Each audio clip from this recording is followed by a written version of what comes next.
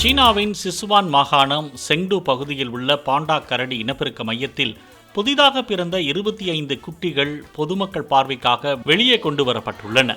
சீன புத்தாண்டையொட்டி நடைபெறும் வசந்தகால விழாவின் ஒரு பகுதியாக வோலாங் தேசிய வனவிலங்கு பூங்காவில் 13 குட்டிகளும், செங்டு ஆய்வு மையத்தில் 12 குட்டிகளும் வைக்கப்பட்டுள்ளன.